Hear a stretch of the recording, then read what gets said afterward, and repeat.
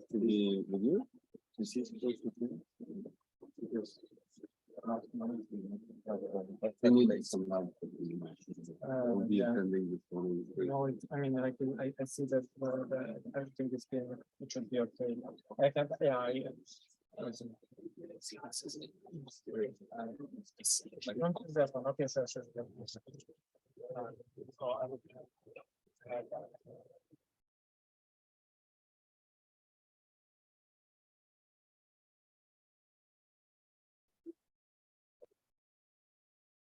So I will leave it on. Okay. His own timer. Can you Yes. show? Yeah, what I can do is what we did in the beginning is I can take the timer with me and I will keep it on my lap there, and then when the timer is closed, I can give a sign to you. Thank you.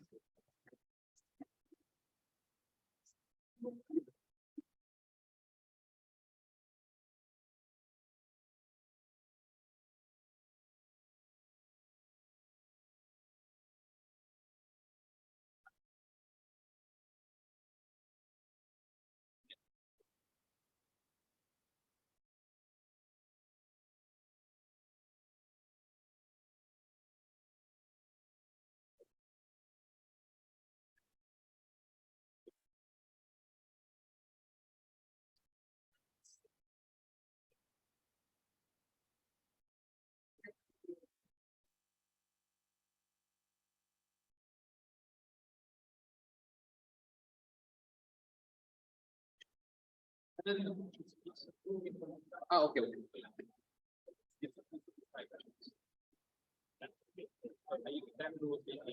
Oh, okay.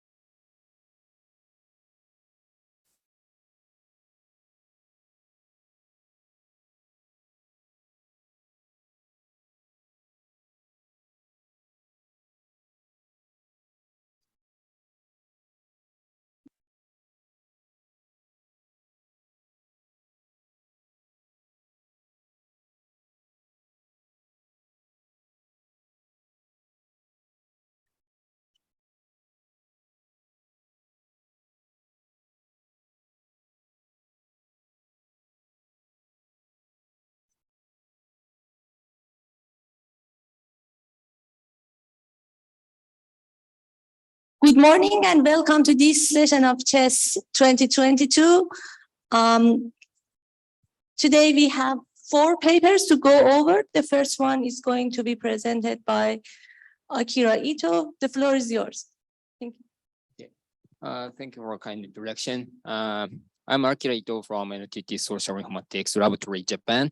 So I'd like to talk about our papers entitled Passive Information Revisited New Metrics to Evaluate Success Rate of Side Channel Attacks. This is joint work with Ray Wen and Naofumi Homar from Tokyo University, Japan. Okay, let me first explain the background of this work. So the DLCCA is one of the most powerful attacks, and so many studies on the DLCCA have been conducted recently. However, there is a challenge in the performance separation over DLCCA. So there were training the neural network model requires a performance metric for the hyperparameter tuning and restoring. For example, there were many architectures of a neural network proposed in the machine learning community, such as multi-layer perceptron, convolutional neural network, and long short-term memories. And we have to choose the best one among them in the training phase, so hyperparameter tuning. And so to evaluate the performance of these models, we need a performance metric for the side channel, deep learning side channel attack. Another example is early stopping. So this is an example of the learning curve. So x-axis shows the number of epochs, and y-axis shows the loss values. And you can so you know that this part corresponds to the under 15, and this corresponds to the over 15. And usually in the training phase, we choose use a parameter between these parts around here. So however, if the loss function used in the training is not adequate for the side channel attack, the parameter at this time does not give the good performance. So the loss function must be a good metrics for the side channel attack. However, the major metrics in the machine learning, such like cross entropy loss function and accuracy, are not suitable for the side channel attack. For example, in TGS 2019, PJ and his group pointed out the model with accuracy of 0% does not mean the DLCCA will fail.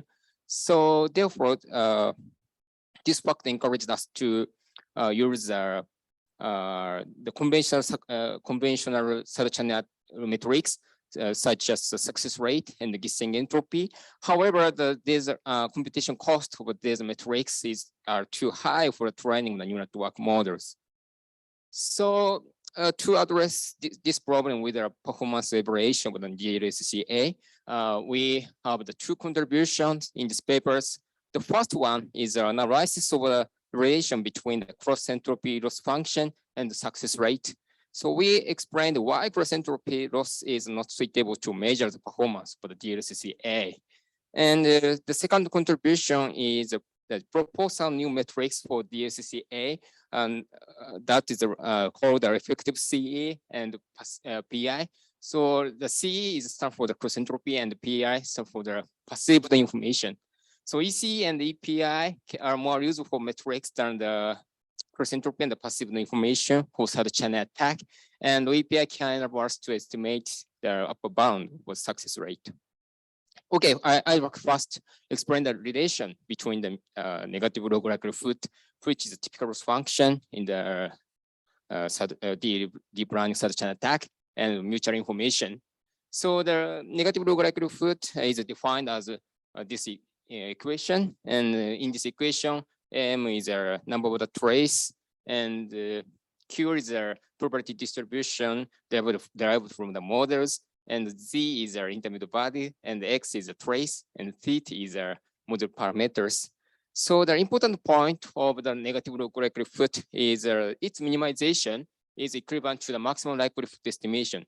So therefore, in the training phase, we usually find the model parameters that minimize this negative log likelihood values. So in action, the NLL has a good property from a theoretical viewpoint. I mean, NLL can be regarded as approximation of a cross entropy. So if the number of the traces M is sufficiently large, then we have this approximation.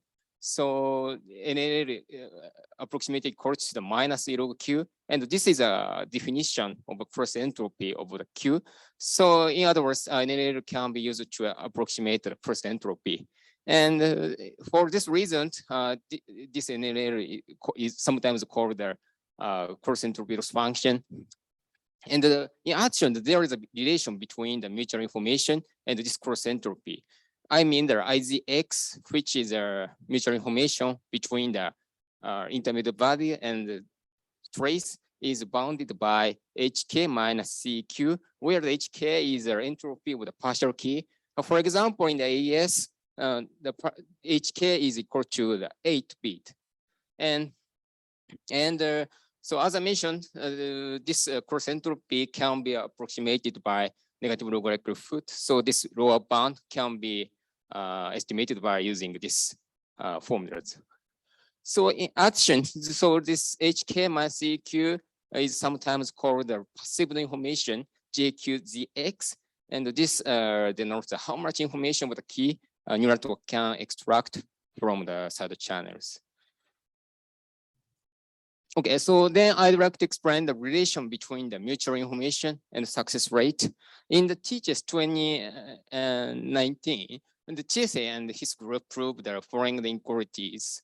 So this inequality gives a relation between the mutual information and the success rate. So I'd like to first explain the left-hand side of this equality. So this figure shows the plot of XSR if the bit length of a partial key is 2 bits.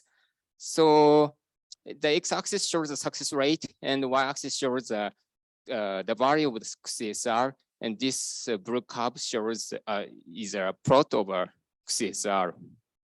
So you can see that from these figures, if the success rate is equal to 0.25, the XSR becomes 0, which means we need no key information to achieve this success rate.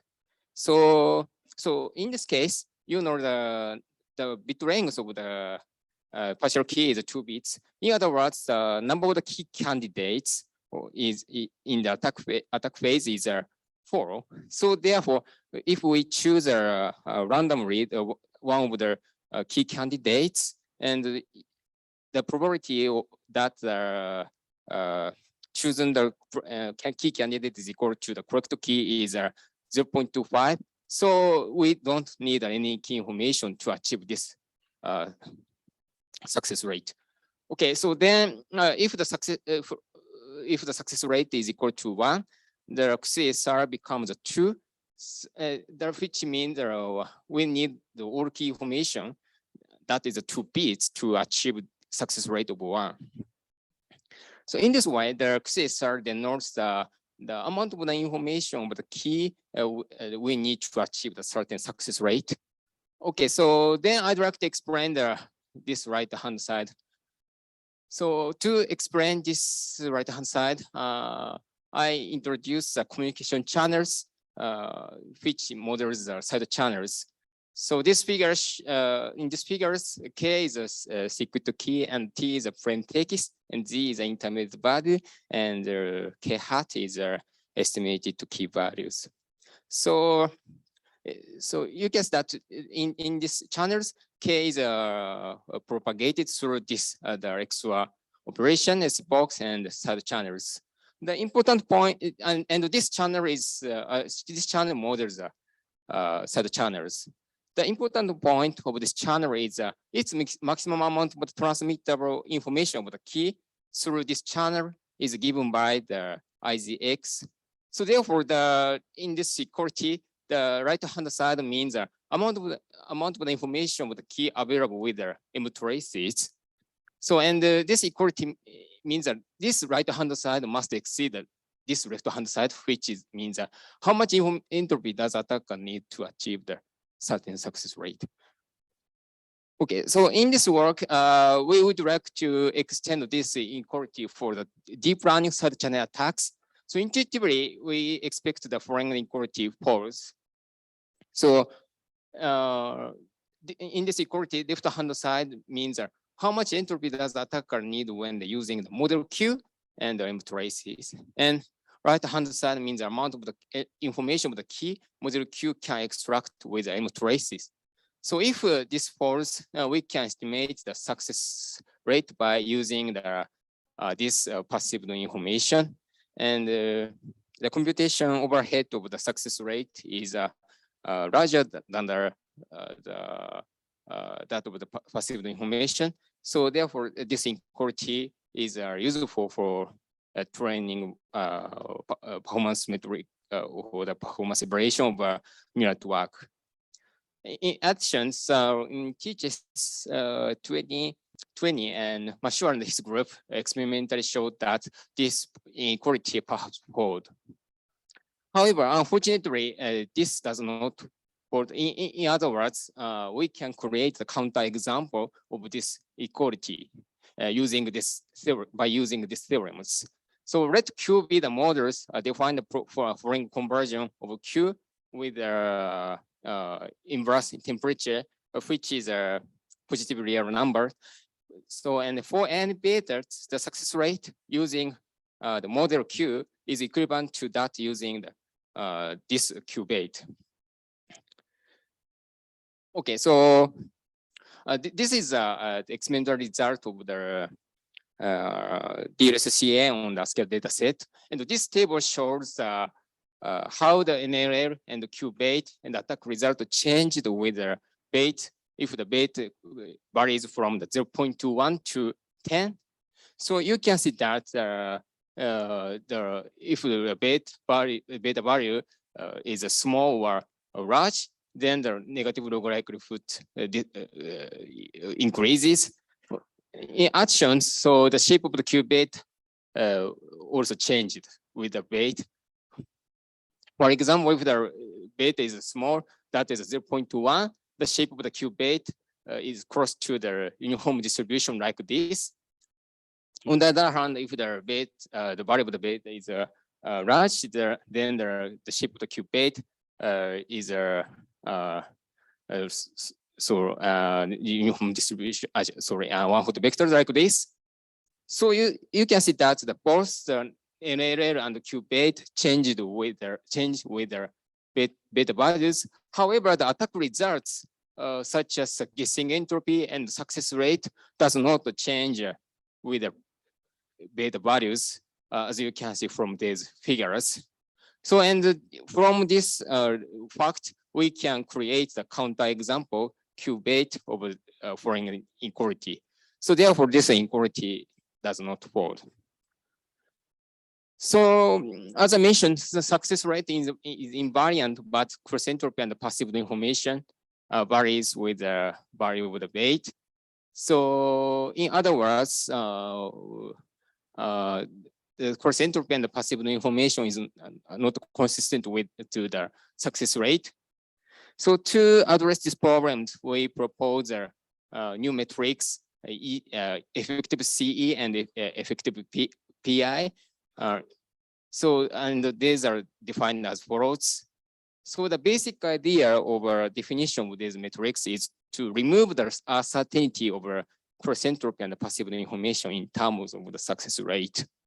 For example, in this EC definition is a minimization over cross entropy in terms of the bait, and this minimization removes the uncertainty of the cross entropy in terms of the success rate. So and using these metrics, we can have this equalities. So this is an extension over this equality for the DLSCA. So okay, so then I'd like to show the experimental results of DLSCAs on the mass software and hardware implementations. And these two figures show the result of DLSCA on the ASCII dataset, and these two figures show the result of DLSCA on the TI-based implementation. So TI is a threshold implementation. So we would like to first focus on the left two figures. This figure shows the running curve during the training. So in these figures, the x-axis shows the number of the epochs, and the y-axis shows the value of the negative log likelihood. And these are red curves shows the cross entropy value, and this blue curve shows the ECE values. So you can start the ECE is less than the cross entropy, since the ECE is a lower bound of cross entropy. So then we'd like, we would like to focus on the right two figures. This figure shows number of the traces for successful attack using the neural network at each epoch. So the x-axis shows the number of epochs and the y-axis shows the number of traces and used for the key recovery. And these are red curve shows the actual value. So actual value means actual value is obtained by the actually attacking each implementation using the trained neural network. And these are blue curve shows the estimated value of the number of traces using these inequalities. So you can see that this blue curve is proportional to the actual one. So our method is would be useful to estimate the performance of the neural network. So finally, I'd like to show the processing time of each method. So you can see that our method is very fast. So the proposed method is several hundreds faster than the empirical success rate evaluation. So therefore, our method is very efficient and useful. So let me summarize my talk.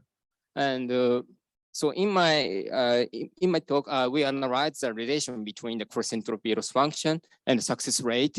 And I mentioned that there exists a conversion of the probability distribution, which change the cross entropy loss, but not the success rate.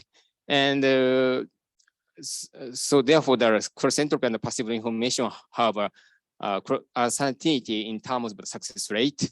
And we propose a new metrics, EC and EPI, and using them, we can estimate the attack performance of the DLCCA. So, and formal proof of our conjectures, that is the equality of the SR and the EPI, remains a future work. So, thank you. That's all.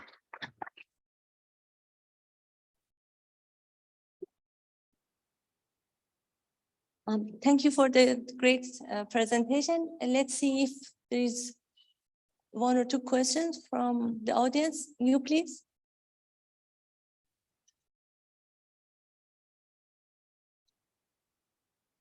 Thanks a lot. My question is regarding the setting of the beta parameter. Actually, this is equivalent to a temperature scaling, kind of, which is nothing but a regularization technique for deep learning model. So if it's a regularization method, this means that it is expected to balance overfitting.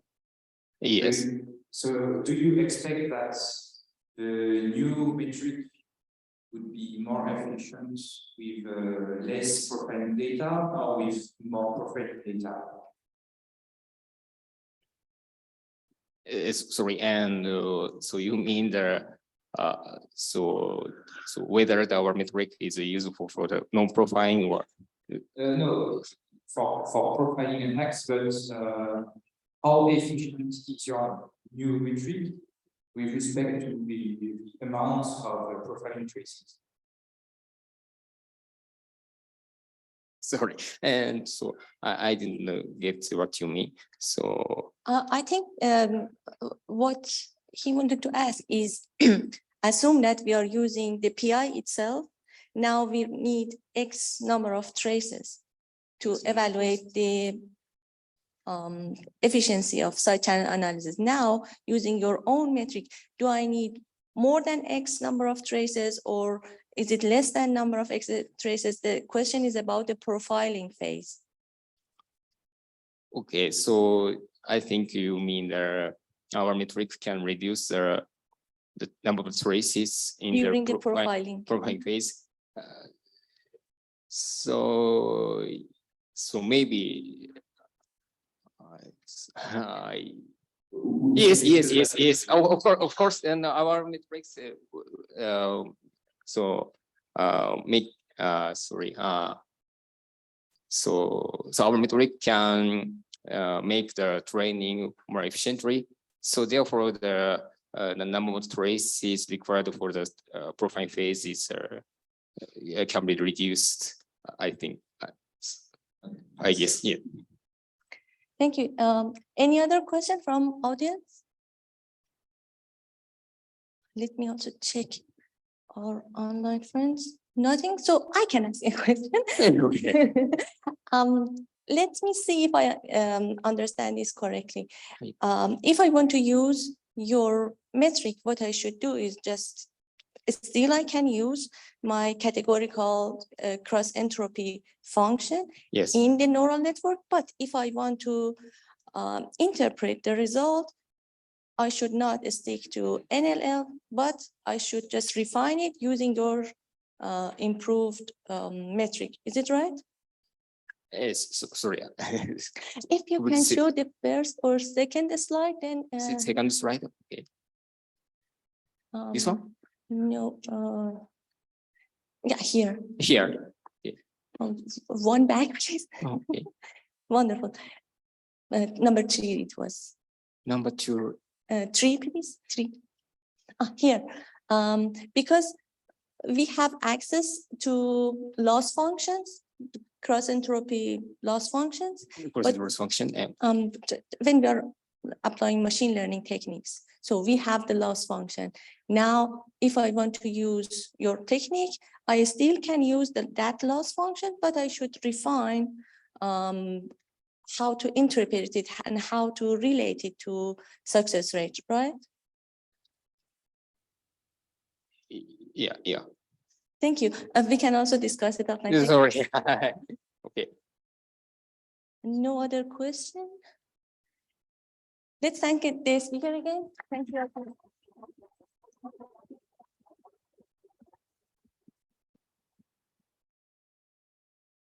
The next presentation is going to be given by Marius. Let's set up everything before that.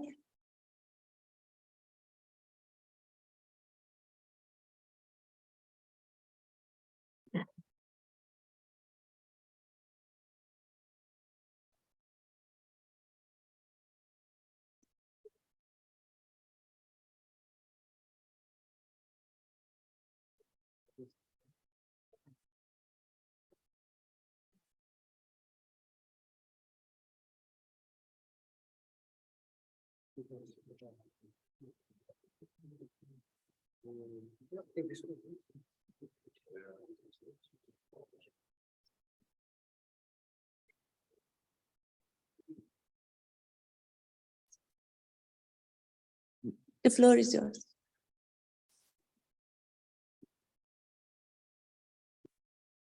All right. Hello, everyone. So I'm Marius Chaudhry, and I'm going to present you our work on efficient side channel security evaluations of full cryptographic keys. Basically, we've been looking at various methods, and I'm going to try to give you a kind of guideline on how to perform evaluations on large cryptographic keys. So first, I would like to thank Christ our God for this work, and also my team at UPB, and particular thanks to Virgil Gligor from CMU for his tremendous help in improving this paper. So this was a resubmission already, but he helped us quite a lot. And here you have some pictures with our campus in Romania, because maybe you haven't been there, so you can see our part of our campus here. So I'll start with a short introduction. As most of you know, we have this problem of side channel attacks, and most of you are interested in perform some sort of evaluation. For example, you are an evaluation lab, or you are a manufacturer and you want to know how secure is your device. So you do these evaluations, for example, to get a common criteria certification or for some other purposes. So for this, you need some tools. So for side channel attacks, you also need some tools in order to measure how successful is or not a particular attack on a device. So some commonly used tools, as was previously mentioned also in the previous talk, is, for example, the success rate or the guessing entropy. These are typically used for small targets, for example, for an AES sub-byte. So if you're looking only at 1 byte of the AES key, you might use some of these tools. Some less common tools but which were actually previously already in the site channel, let's say community presented, are things like Massey's guessing entropy, which will be one of the focus of our presentation. So in fact, in 1994, James Massey introduced this as a measure of estimating the number of tries that an attacker will have to perform in order to recover a secret when using the best strategy, which in our case would be, for example, after running a side channel attack, what would be the estimate on the number of tries that an attacker would have to do to find the secret value of a, let's say, of a key byte. And then in 97 was actually Christian Cashin who termed this as guessing entropy, and even provided a form based on some conditional variable, which for us would be, for example, the leakage. And in 2007 at CCS, Koff and Bazin actually used this conditional guessing entropy, so Massey's version, for side channel attacks and also for adaptive side channel attacks, which perhaps we don't do so much today, but they were presented there. And then in slightly later in 2009, François and his team presented this framework for side channel evaluations, including the guessing and success rate, even though both measures perhaps were slightly used before that, but this was kind of the Eurocrypt paper that introduced them, and that became maybe very commonly known after that. And here there was again the term guessing entropy, but with a different form, and this kind of introduced a bit of a mess in perhaps in the side channel community, judging from the reviews that we got, because they said that there is a bit of a mess here. And one of our previous submissions, we had a very funny comment: "It's good that you're tackling this mess, but it's bad that you're enforcing the mess." So hopefully after this final version in this presentation, we are going to remove some of this mess. And another big problem with these tools is that they actually only work for small data values. So for example, for this 8-bit AES key bytes, so we need methods that scale. So those will be the main focus of our work. And there are basically two main approaches for scaling these evaluation tools to large keys. One of them is, for example, key enumeration. So algorithms that output large keys in decreasing order of probabilities of success. So in decreasing order of the likelihood of that key being the correct key. And another approach, which is the main focus for us, is a security evaluation tools for large keys, like for example, the rank estimation algorithms from 2015 or more recent from 2020, as well as our own mathematical bounds for Massey's guessing entropy, which we presented back in 2007 at CHES in Taiwan. So we're going to look at this. So our main goal is to compare some of the, let's say, more remarkable methods in this area. And we are going to focus on the rank estimation algorithm from 2015 from fast software encryption, which is one of the fastest estimation algorithms for guessing entropy even to this day. And it works quite well for keys up to, let's say, 256 bytes. Then we are going to look at our bounds to compare them with this algorithm. And finally, we are also going to look at a more recent guessing entropy estimation algorithm from CHES 2020. But before we move to this analysis of the full key evaluation methods, we need to look a bit at the difference between the two guessing entropy measures to understand a bit their difference. So here you have let's say, the version, the computational version for the two entropies that we are looking at. So for Massey's guessing entropy and for the empirical guessing entropy. In both cases, we deal with a list of probabilities of scores. For Massey, it's more likely to use probabilities because we need it for the computation. So basically, you see, for example, on the top, in the case of Massey's guessing entropy, that we are basically computing the expectation of the rank, the expectation of the position, I, by doing that sum of I over P of Ki, given the particular leakage X Q. Here XQ is a given measurement. So the bold X, it's you have a set of measurements and use that to compute some probabilities. And what is important for both measures is that once you get the list of probabilities, for example, for the 256 values of an AES key, subkey, you sort them. You sort them, and then you can apply these two measures. For the first one, you don't care about the correct key. you just apply the formula and you get a value regardless of the correct key. While for the empirical guessing entropy, which is, let's say, more common in our community until now, you just look at where the correct key is located. For example, if correct key is 17 and 17 is located at position number 3, after you sort the probabilities, then the guessing entropy is 3. So one observation is that they have the same complexity because in both cases you need to sort. Secondly, they both depend on the actual data set. So you cannot actually claim that one is more objective than the other, as we received some claims at some point, because they both depend on the data that you get. What is interesting, however, is that they actually use differently the list of probabilities, or in the case of empirical guessing, perhaps the list of scores that you get. And to show that, let's use a simple example to understand better the differences. Here we have a very simplistic example with 8 probabilities, for which Massey's guessing entropy has the value 3.63.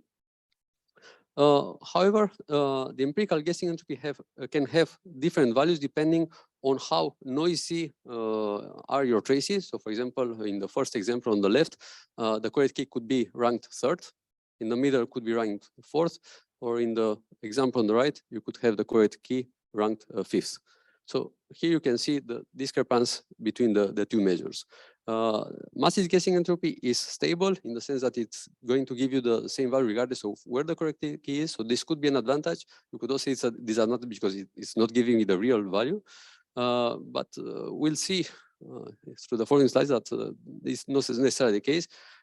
Because having a stable, smooth value can actually be useful in order to give you a better confidence with a limited number of experiments. Okay, and maybe a general remark is that actually Massey's guessing entropy, and this was also already mentioned since 2007 at least, is generally a lower bound for the actual guessing entropy, and we are going to see this through our experiments, and this is going to be a very important observation for its usefulness. Okay, so in order to present you our results on a more practical perspective, we used 3 different data sets, one from simulating Hamming weights of AES with some Gaussian noise. Then we also used a hardware AES implementation from the AVR X-Mega. And finally, we used the Chip Whisperer platform with the STM32 microcontroller. And in all the cases, we used template attacks to derive probabilities for the key bytes of AES. So we had 16 lists of 256 probabilities, and we used this to evaluate the success on the full AES key and also beyond, as we'll see in a moment. So we first start with a comment on the utility of Massey's guessing entropy, which is used by our bounds for the full key. So we need to look a bit at this, and we can, by looking at the results on the 3 experiments, we can make several observations. First of all, we can confirm that indeed Massey's guessing entropy is generally a lower bound for the empirical guessing entropy, which means that you can use it, for example, in security evaluations to at least confirm that security is above a certain level. So even if Massey's guessing entropy will not give you the exact rank of the key for that particular implementation, that particular attack, in that particular moment, at least it will tell you that the actual guessing entropy or the actual rank will be above that level, the level given by Massey's guessing entropy. So we think that this can already be of use for evaluators. In the middle, however, you may see that, for example, for the SOC dataset, that bound may be trivial because it's very close to 0. So you can say, okay, maybe that's useless. However, this is only when attacking a single key byte. When we combine this for the full key, using, for example, our bounds that we'll show in a moment, you see that Massey's guessing entropy actually becomes relevant and actually useful. And the second observation that we made is that we can actually combine the 2 measures to get an interesting information, and that is whether our leakage model was good or not. So as you can see, both on the X-Mega example and the simulated example, both measures are relatively close. However, for the SOC data set, they are quite far apart, in particular when you have a small number of attack traces. And that is because for this ST32-bit microcontroller, we used a bit slice implementation of IAS targeting 32 bits at a time. But the implementation was using 32 bits at a time for a register. But for this particular attack on 8 bits, basically only 8 bits were useful information, while the remaining 24 bits were noise for our particular model. So the leakage model was very bad in this case, and that's why we had this huge discrepancy here. Okay, so now let's look at the 3 full key evaluation methods that we mentioned earlier, and let's analyze them from several perspectives. So first, we can look at the precision of these methods. That is how well they approximate the intended results given a certain number of experiments. So here we used 100 experiments, and we computed the standard deviation of these measures to see how fast or how well they can approximate the result. And the first observation, if we look, for example, at the values in the table at the bottom, is that this more recent guessing entropy estimation algorithm, the GEA, has the best result from this perspective. So has the smallest standard deviation, which is something they also claimed. And this is somehow expected given their way of computing things, because basically they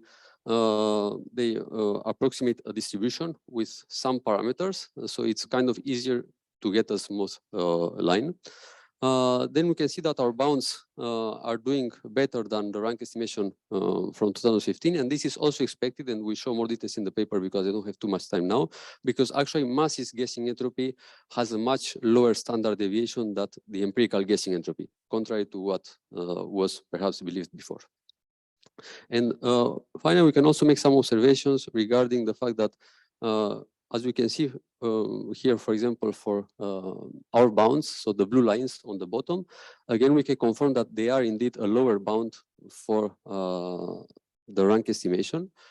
Here on the with black, we have the rank estimation algorithm from 2015. And you can see that generally the GM bounds are below, which is fine. And for example, if we look at the middle image, we see that if you are using one attack trace, you know only by using Massey's guessing entropy that you have at least 16 bits of entropy remaining. So this might already be useful for an evaluator to know that when using an attack trace or the attack, maybe it's not feasible anymore. Okay, and now let's look at a larger key. For example, if we were to use a 128 byte key, so 1024 bit key, for example, you have an RSA key of that size. And we can confirm these properties by looking at these results. Here in black is the rank estimation algorithm from 2015 again. The blue lines at the bottom are Massey's bounds. And the red line is this more recent guessing entropy estimation algorithm. So first, we can say about the rank estimation algorithm that we know that it's very close to the rank. So that's kind of the, let's say, the reference level for what would be the actual rank. Then our bounds, again, we see here that they provide you this lower bound. And in this case, they become perhaps even more useful because you already have for 10 traces something about 200 bits of entropy. So that's already, you already know that if you're attacking such a large key, it's not going to be computationally feasible to obtain that key just by using these bounds, even if they are quite far apart from the actual rank estimation.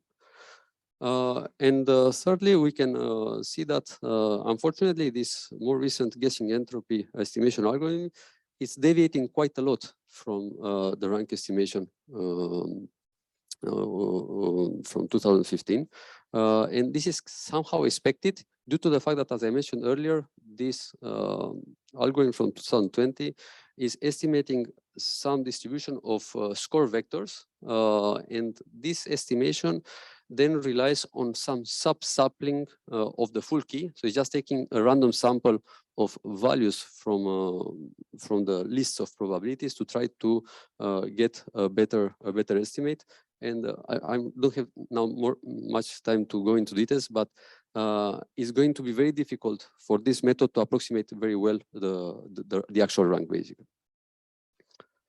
All right. And finally, I also want to show some important aspects regarding computation. So on the computation aspects, we can see that for 16 bytes and 128 bytes, the rank estimation from 2015 works quite well, although it still takes maybe about 1 hour for 128 bytes. The methods from 2020, it's slightly better. However, none of them can be used for much larger keys because then it becomes very computationally intensive, and even memory-wise, it becomes prohibitive for over, let's say, 1024 bytes. On the other hand, our massive bounds are very fast, just a few seconds, you can see here, and even for 1024 bytes, it only takes 40 seconds. So in conclusion, we can say that the rank estimation algorithm for 2015, it provides a good approximation of the rank or the guessing entropy. It works well for up to, let's say, 256 bytes. So if you are working with IS, that's fine. However, it becomes slower for these large keys, and even for larger can be impractical. Our bounds are guaranteed tight bounds for massive guessing entropy, and which, as we've shown, it's typically a lower bound for the actual rank. But is very fast and can be used with very large keys. So it can give you a very quick tool to estimate the security level. And finally, this last, more recent guessing entropy estimation algorithm provides a high accuracy, but it deviates quite badly from the rank. So in conclusion, perhaps you can use these GM bounds as a very fast tool to estimate quickly the security level. And in case you need something more precise, then you can use something like the rank estimation algorithm from 2015, and optionally after that, maybe use a key enumeration algorithm to output the list of probabilities. Thank you very much.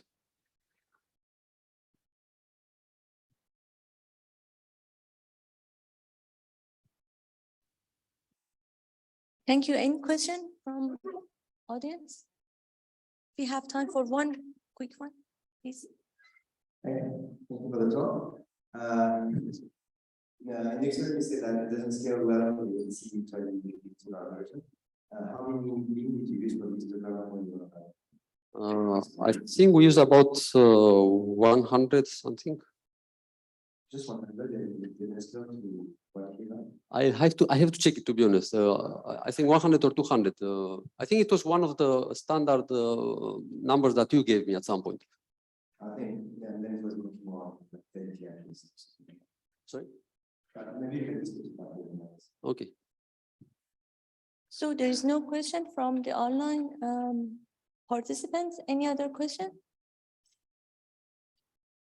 So let's thank you, the speaker again. Thank you very much.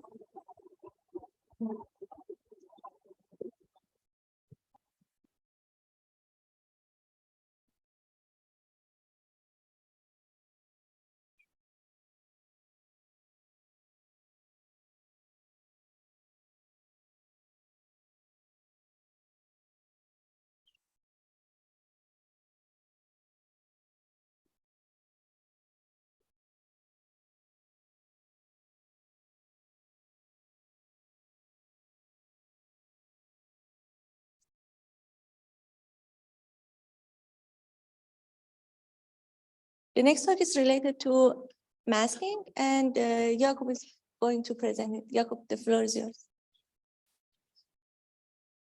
Thank you very much. So the work I want to present is called Randomness Optimization for Gadget Composition in Higher Order Masking. And this is a joint work with David Knichel, Pascal Sastrich, Amir Moradi, and Tim Gneso.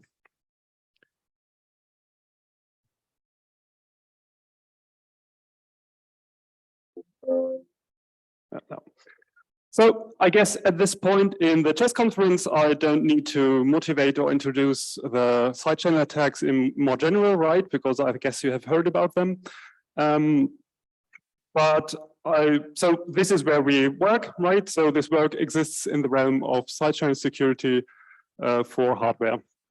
And more specifically, we argue in the ISW probing model. And I apologize, but I will spend a bit of time to give you the basics of this model, even though I guess most of you have heard the last talks, and then you also have heard about this model, right? So in this work, we consider a specific version of the probing model, which is the glitch-extended probing model. And in this model, the adversary gets a circuit, so something like this, or a bit more complex, maybe. And then the adversary is allowed to place up to a certain amount of probes in the circuit.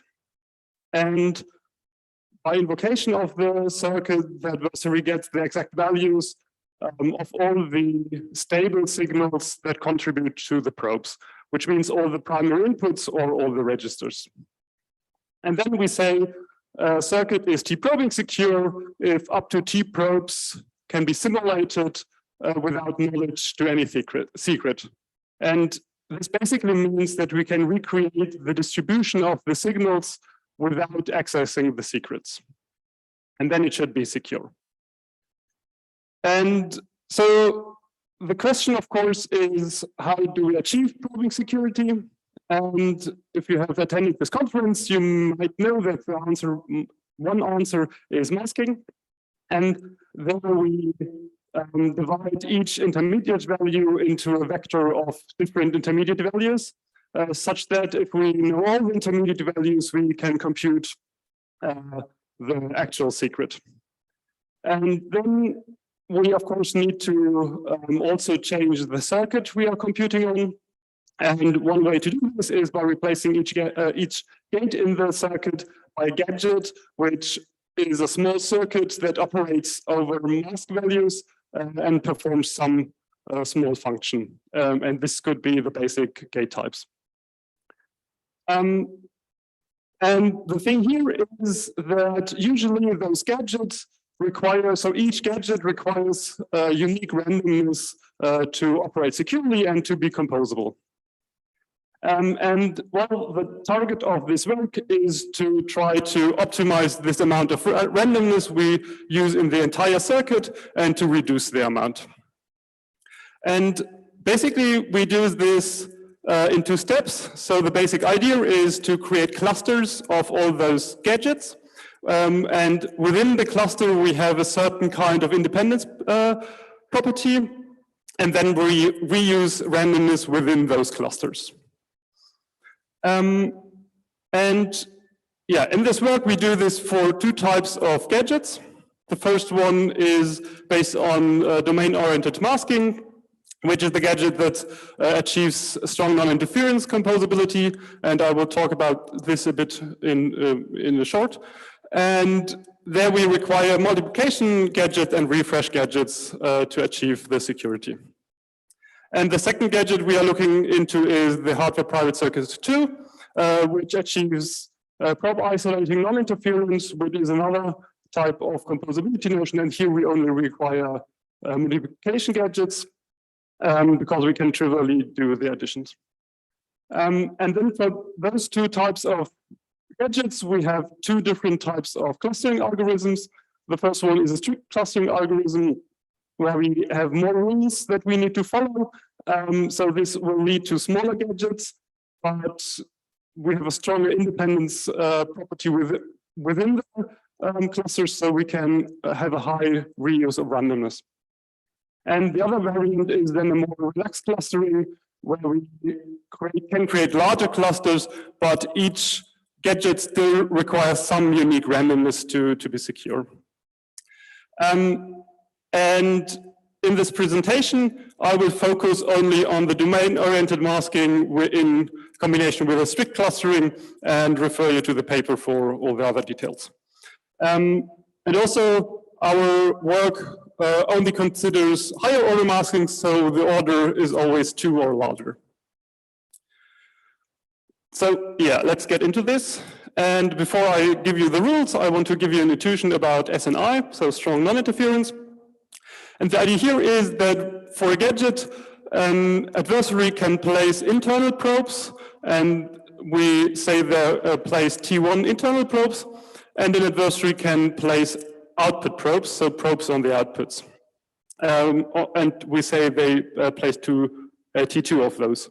And then we say that the amount of knowledge an adversary can achieve about the inputs of the gadget so should only be determined by the number of internal probes. So we basically have a full stop of probe propagation from the input to the output, where the probe propagation just means the knowledge we can learn about prior signals by probing some later values. And this first definition only holds for gadgets that have a single output, so a single output that is not shared. So you can have, of course, have multiple share outputs. And so there is a definition for multiple output strong non-interference. And the idea here is that you can place for each probe you place on the output, you can place basically a probe on all the outputs, right? So you have T2 output probes on each output. But still, the number, so the amount of knowledge you learn about the input is only determined by the internal probes. And to capture our randomness reuse more tightly, we introduce a new or another composability notion that is restricted multiple output strong interference. And here we basically have a combination of the single and the multiple output strong interference by saying, okay, the output now, even if we have multiple outputs, we only can probe place T2 probes at all the outputs, right? And this is not arbitrarily composable, so here we really need to think about what we do, but in the paper we show how to deal with that. And one last note, all our analysis is done on something that we call the simplified computation tree. And the idea here is that in SNI gadget, because of this property that an output probe cannot propagate to the input, we just divide it into two parts that are independent of each other. And then a path is really a path of how a probe can propagate within the circuit. And if I, in the remaining, say there is no path, I mean no path in this simplified computation tree. So let's see how to cluster the gadgets, and there are basically 4 rules that you need to follow. And the first one is that there should be no path from the same source to 2 gadgets of the same cluster. And the reason is quite simple. So imagine you have 2 gadgets that share some randomness. Then it is the case that you can learn more of the inputs of the one gadget by observing the other gadget, because basically you can learn the randomness that is shared, right? And now, if they come from the same source, we now learn more shares than we are allowed to know in the SNI context, which could reveal all the secrets. The second rule is that there should be no path between 2 gadgets of one cluster. And the reason is that if we have a shared, if we have such a path and we have an output value that is masked by some randomness, which is shared later on, and we have an XOR in this other gadget, then while we remove the masking instead of refreshing the masking, which would decrease the security instead of holding it. The third rule is that there is no path from 2 gadgets of the same cluster to another gadget later on that is not in the cluster. And the reason is quite similar to the last one, because if we have a shared randomness between those 2 gadgets and we XOR them later on, then we remove again the mask. And the fourth and final rule here is that there is no path from each output of the gadgets in one cluster to another gadget. And this is trivially true for all SNI gadgets, for all SNI compositions, but yeah, we have it here for completeness. And the reason is similar to the first one, right? You can learn more probes, and yeah, you can learn all the shares by only placing the amount of probes you're allowed to. So these are the clustering rules. And now the randomness distribution for those clustering rules is quite easy. There is only one rule, and this rule is that there should be no pair of randomness values that go into more than one gadget. And so an example you can see on the here. And so the first gadget gets the randomness 0, 1, and 2, and then 2, 0 to 3 and 4, and 1, 3, and 5. And yeah, this follows this rule.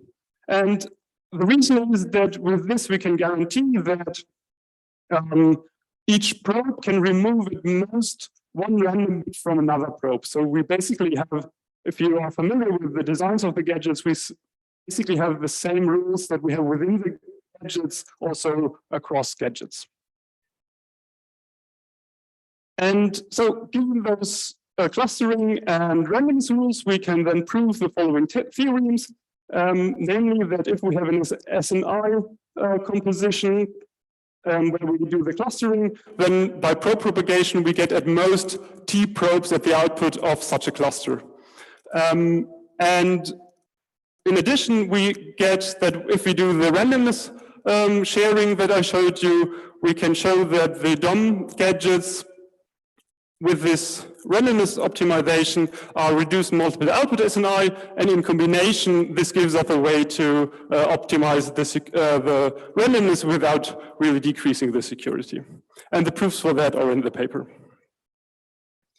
Now, for evaluation, the first observation is that because we require this independence property, this is really good for parallel structures, right? So in this graph, you see the randomness requirement per S-box for a certain number of parallel S-box. So the x-axis is the number of parallel S-boxes, and the y-axis is the number of randomness required per S-box, so for a single S-box.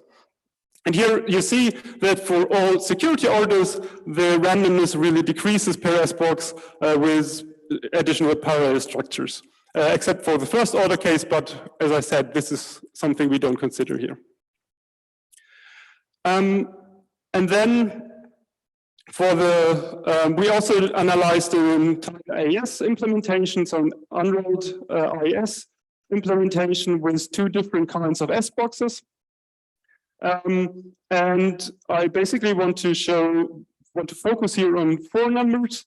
And here we see that even though the standard variant, so the non-optimized version of the second version requires less randomness, the optimized version of the first variant requires the minimum number of randomness in our entire system. So this shows that the number we can optimize is really dependent on the structure of the entire circuit. And even if we have a better design before, it could be that this is not the best after optimization.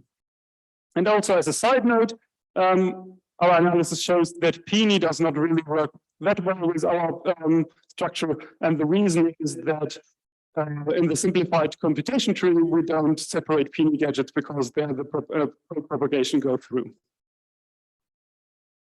Yeah, and more details and also analysis of the other cases can be found in the paper. And that's it from my side. So thank you very much, and I'm happy to answer questions.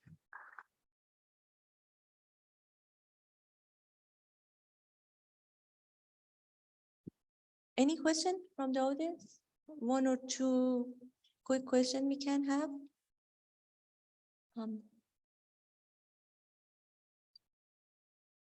No question from. And there is one. That's it. Oh, please.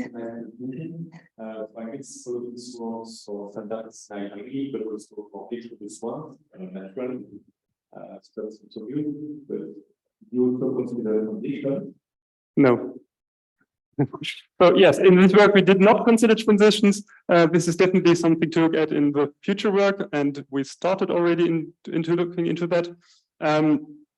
So basically, yeah, if you look at transitions, you can either extend the rules, right, to also capture multiple rounds, or you ensure that there is no transition by, I don't know, doing a bubble in between, right, as you propose in the OPNI paper. Right, yeah. No other question? Let's thank the speaker again. Thank you.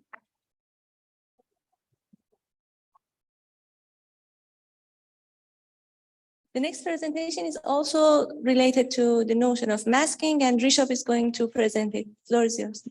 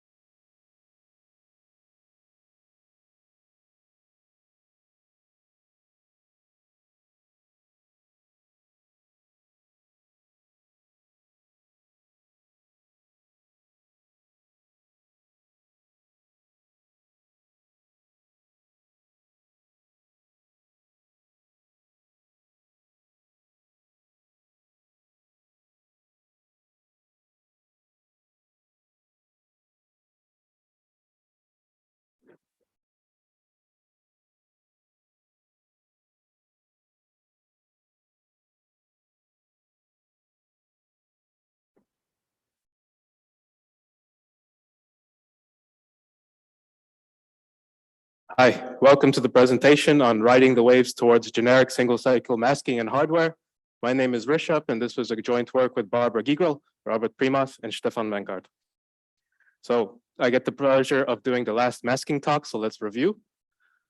Power analysis is a threat to real-world crypto.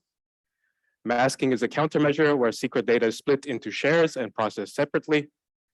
And a masked implementation is considered D-order secure if an attacker needs at least D+1 shares to recover secrets. So I put an asterisk here because, of course, when you have a nonlinear operation, glitches can be a problem and they can potentially leak circuits. And this countermeasure has some issues when it comes to nonlinear circuits because masking can be very expensive. How? Masking requires more circuit area, you need an RNG, and more clock cycles to compute something. And this can be a non-starter for performance critical applications such as memory encryption, where latency is critical. And this leads into the area of low latency masking. And the question we want to ask is, can we compute a masked circuit which computes securely in a single clock cycle? And to that end, we present self-synchronized masking, or CSIM. And CSIM is a technique which can be applied to any masking scheme to achieve single cycle D-order security without requiring additional randomness. So what would you do? You take a DOM circuit, a TI circuit, or an HPC circuit, or whatever. You apply some CSIM techniques to it, not on everything, but on just a small portion, and you get a single cycle D-order secure circuit at the output. How do we do this? We combine dual rail logic and asynchronous primitives to achieve this. If you're familiar with dual rail logic, it was used a lot in the past for hiding countermeasures. Here we don't use anything like that. We are just using it and the asynchronous primitives to create a circuit that can set itself without the presence of a global clock and operate in a glitch-free operation. And I want to emphasize again, we don't require any additional randomness. So if your DOM gadget or your HPC circuit requires 500 bits, the output at the single cycle variant will also require the same amount of randomness. So let's look into more details. So here I was explaining dual rail logic again. So we use two wires to encode a bit. The first wire is for the logical value and the second wire is for the inverted value. Over here we have a state diagram. So we have three symbols or code words. The center one is null, and that's when both wires are 0. And then on the outer side we have data 0 and data 1. And these are the logical values of the encoding. So they have opposite values. Dual rail logic is evaluated in 2 steps. So the first is the pre-charge step. So what happens is you take all of the wires and pre-charge them to the null words. And then you evaluate your circuit, where you compute, you do your operations on dual rail gates, and then every wire is set to either a 0 or 1 in the encoding. So specifically, we use wave dynamic differential logic. This is where the title comes from. So dual WDDL gates is a logic style based on standard cells. Here we have a AND gate. So here we have an AND gate and an OR gate, and they both operate to do the AND operation in the dual rail world. And I want to just point out this notation here. We use a box around the symbol to represent the dual rail gadget or circuit. So WDDL gates have some nice properties. So the first is they don't compute intermediate results. So if one of the inputs is null in the null state, then the output will remain in the null state until both have stabilized into their data logics values. The second property is that these gates are positive and monotonic, which means the Hamming weight of the output always increases until we pre-charge and then it goes back to 0. And these two properties imply that WDDL gates do not glitch. And there's a proof in the original paper by Thierry et al. And the second thing I want to introduce is the C element. And this is a gadget, or not a gadget, sorry, a logic gate, which can determine if a set of signals is synchronized. And this is used a lot in asynchronous circuit design. And here we use it to essentially as a latch. So this is the symbol, and this is the truth table. So notice that the output only changes Q when the inputs A and B are equal. So otherwise it retains its previous output. So you can think of it as a latch where one of the inputs is the data and the other is the gate, and they only change when they're equal. So let's design some circuits with CSIM. So here's a first order DOM gate. We have 4 inputs, the shares of X and Y. We have a layer of AND gates, and then a XOR with fresh randomness masks to registers and the outputs. So we want to remove these two registers, right? Because they incur the latency penalty. We have to wait 2 cycles to compute Z. So let's try to remove them. The first thing we would do is replace all of the wires and all of the gates with the dual rail equivalents. And we have to dual rail the inputs. So this creates a glitch-free environment. So all of the inputs will propagate to the output and we don't need any registers anymore. But we need to still synchronize and convert back to single rail. So what we do is we use the C elements. The C elements have an inverted input. So that means that when you have a data state, the 0, 1 or 1, 0, they will convert back to single rail because of that inversion, right? So this gate will see that they're both equal. All right. So let's look at a more complicated circuit. So this is the ASCON permutation. Here we have the state registers and here we have the inverted state registers. And together they form the dual rail bus, right? So this would be the true wire, this would be the false wire. Then we have a precharger. So this circuit forwards the input to the output until this precharged signal input comes high, then it forwards the null code words. Then we have the round constant, a masked S box, completion detector. So this detects if all of the inputs on the dual rail bus are in their data state. And when that's true, it sends a 1 to the precharger, and that will precharge this masked part. Then we have the C element. Again, notice the inverted input. So this will convert back to single rail. Then we go to the linear layer, do that stuff, and then we're ready to compute the next round. So to illustrate it, so first at the beginning of the clock edge, the data from the registers will pass through the precharger, pass through the round constant, and into the masked S box. Then there's 2 things that will happen after the masked S box computation. The first is that the C elements will latch this value, convert it to single rail, and forward it to the linear layer. The second is the completion detector will see that all of the inputs are in their data state and not precharged anymore, and that will forward a 1 to the precharger. And that will precharge this whole circuit. And then this will complete, and then they're ready to do the next round. So we made several implementations with this design technique, right? And all of these are available online. And the paper, there's a link, and you can play with these or evaluate them. So what we did is we took a ASCON implementation from generic low latency masking and compared it with our work. So GLM was one of the first low latency masking papers. So to highlight it, we don't require any additional randomness, right? So we have improved by a factor of 6 here, and the area is still quite competitive. In the table, we have more detail, in the paper, sorry, we have more expressive tables and more discussion on that and how we achieved it. Additionally, our clock frequencies are quite good. And we also wanted to figure out how it scales for large S boxes like AES. So we compared it with several different single cycle masked papers, and we implemented 2 different architectures for the AES S box. So we can see that our area numbers are quite competitive, and our randomness numbers are pretty good. So we found that with CSIM, the higher order, not higher order, sorry, the high algebraic degree S boxes are a lot easier to do. It's because we can improve a lot in this area domain. And then our main contribution is that we also made a single cycle higher order S box. And this is the first in the literature to do so. And again, our area numbers and our randomness requirements are quite competitive. And we are also the only one that can do it in a single clock cycle. And then we went ahead and implemented the full AES 128 with encryption only and compared it to the competing work from LMDPL, Sastrik et al. And again, right, we have very, very competitive area numbers and low randomness. So one place we suffer here is in the clock frequency, and aside from the different gate libraries used, one issue we had is implementing this C element, right? We usually would implement this in commercial settings with a custom standard cell, but here we had to do it with regular AND and OR gates. And the problem is that this gate is kind of special and it requires a combinatorial loop, and that's quite hard to synthesize out of the box. But you can view these numbers as kind of a worst case because you would typically implement this as a standard cell, and then already the timing and the tool is able to handle this better.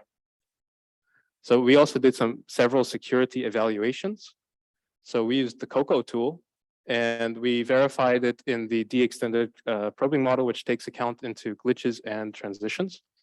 And we were able to model the WDDL gates based on this glitch-free assumption from the original paper. And we verified both our ASCON design and our AES design. Then additionally, we took traces and did a power analysis. And this is the first order ASCON implementation with 10 million traces. On the left, we have the first order t-test, and there's no leakage beyond this 4.5 threshold. And the second order test, we do see some leakage, and that's expected because this is a first order design and we don't expect it to be second order secure. We also implemented our AES 128 up to 100 million traces. I don't think you can see it here, but this is 100 million traces. This is the pre-charge, and this is the evaluate in the power trace. And this is the first order t-test. Again, no leakage here. And our second order t-test, there's no leakage as expected. And this one is curious. This is the third order t-test, and we again don't see leakage. Now this contribution comes from the dual rail part, right? This power hiding thing. But this is an additional feature. It's not, we don't base our security on this. So, and then this result was also observed in the LMDPL paper previously, where you can see protection in higher orders, but this of course is not guaranteed and most likely will break if we take more and more traces. And we also did a bivariate analysis. So this is with 10 million traces. In this upper triangle here, we disabled the RNG. So we expect leakage in this quadrant. And here, this was 10 million traces, sorry. And in the lower quadrant, we don't expect any leakage because this is with the masks enabled. And to summarize, here we introduced self-synchronized masking, a design technique where you can design de-order secure circuits which evaluate in a single clock cycle. CSIM combines ordinary masking with asynchronous circuit design, with dual rail and EC elements, and the design is still mostly synchronous. We still just need to do the masked part in dual rail, so we can be sure to do it in a single clock cycle. And then there's no balancing requirements for this dual rail encoding. This is a problem with the power hiding area. You need to make sure that each rail is more or less operates in the same time. If we don't rely on this, right? We just need masking. That's our main security area. And then we can also enable designers to focus on performance goals rather than on security requirements. For example, you can unroll these CSIM designs to whatever you wish and evaluate that without having to use these security critical registers. And this is great for designers because now you can focus on your performance optimization, such as your low latency application.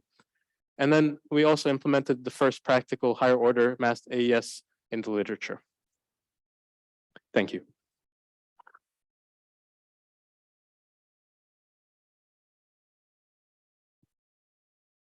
Thank you for the nice presentation. Any questions from audience? Please. Thank you for the nice presentation. You used existing mask network schemes. Do you know if we can do a bit better? We can design the exports itself with these techniques to improve some cost metrics. Oh yeah, you can, of course. So you mean like to design a masking scheme direct from the ground up with dual rail? So we didn't explore this question because we didn't want to do this, right? We wanted to extend existing ones and make sure that the security guarantees of these gadgets carry through, right? So if we do an HPC gadget, right, the composability will carry through and then we don't lose anything there. But we just wanted to make sure that we can do everything without this overhead. That's our main optimization. Yes, but it's impossible to include single metrics that would this.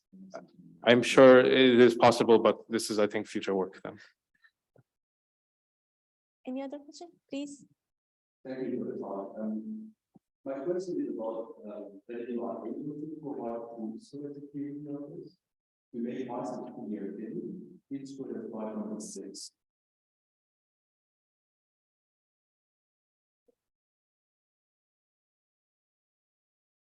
Yeah, I'm pretty sure you are aware of the problem of WDL and the case with respect to early propagation. Means that if B, for example, B bar is 1, completely independent of A, the C bar, the output, the second output, will be 1. Yeah. So it means that before having A completely in evaluation phase, you have the output. And then if you go further in your slides, you remove the registers in the, for example, here.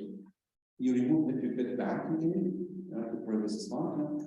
Yeah, now you remove this red register. Now you read this red register to actually synchronize and say that the output of these values are completely at the same time, independent of the given inputs with y0, x0, y1, and x1. Completely independent of the output of this register to be at the same time. Right? If you remove that, and then you have, of course, no glitch in the circuit, but the timing then when they arrive, it will be dependent on x0, y0, x1, y1, x2. And then, but in addition to this, I mean, if you check this and whether you can provide proofs for the security of this, it doesn't cause any problem. Okay, so the question is related to this early evaluation effect of WDDL gates. So in some cases, right, if you have a false input, right, then you can short circuit evaluate and get a false on the output immediately without waiting for the null of the other one. Is that related, right, to your question? This is actually the origin part. Right. If you have to guarantee when you remove the registers, because the registers actually, we say that they are to stop the glitches. And your circuit doesn't have glitch, and you can say, okay, I will remove the registers. But actually, we are not only to stop the glitches, we are actually to synchronize. Means that these two lines at the middle, that they go to the export, they should be ready at the same time. If the time that they are available depend on the input, then you have timing information. That means that some different pattern in the pattern of power consumption will be dependent on the data. Yeah. So what we observed is that since we rely on masking and not on this hiding technique, right? It is generally okay, especially considering that these XOR gates don't evaluate until both of the inputs arrive. And we didn't also see in our formal analysis any issue with this. We modeled it, and in the paper, I think we have a more structured proof about it, and as well as we don't really rely on that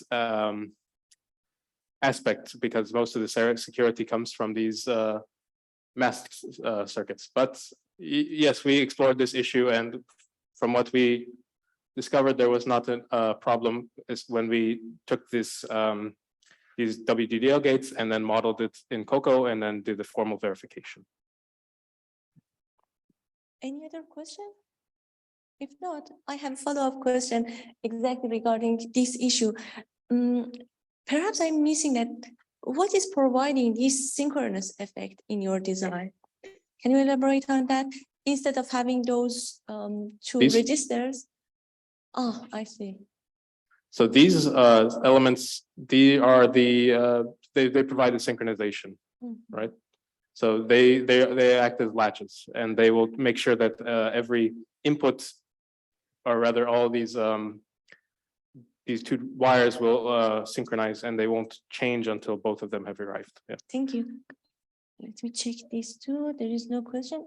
Any other question from audience?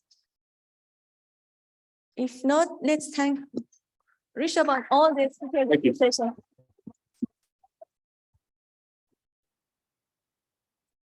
Before you leave, just to remind you, if you want to watch track 1 after the launch, you don't come to this room. Please don't leave anything in this room because it will be used by somebody else for an hour or so.